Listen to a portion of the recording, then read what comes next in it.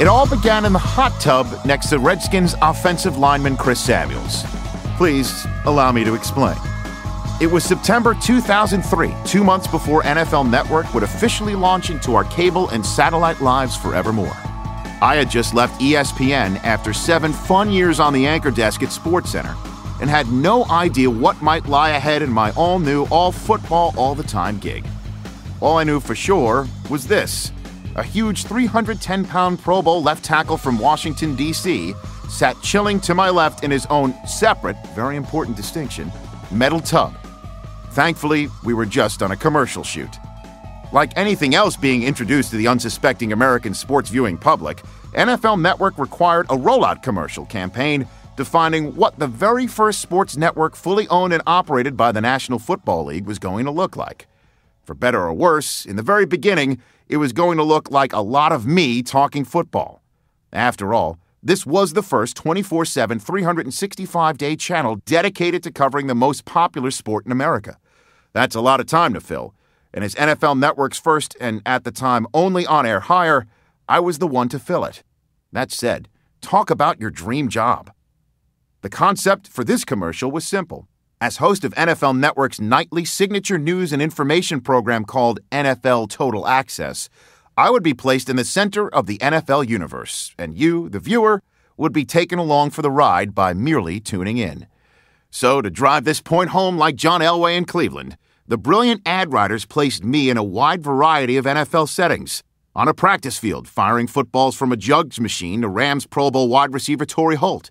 In a meeting room, reviewing plays on an overhead projector with then Atlanta Pro Bowl quarterback Michael Vick and then head coach Dan Reeves, who got edited out of the spot when he got fired mid-season. At a team dinner with the New York Giants, reaching out, fork in hand, to stab a huge steak from a big plate of meat. Grinning from the center seat of the head judge table during a tryout for the Raiders cheerleading squad, hey now.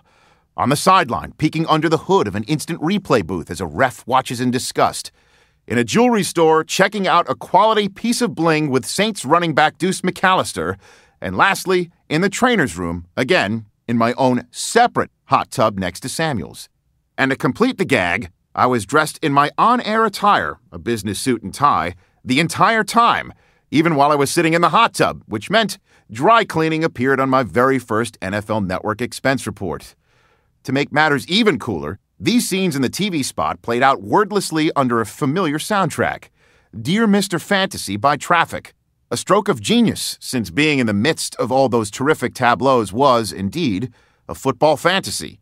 Yet, we almost didn't get the rights to use the classic rock tune in the commercial.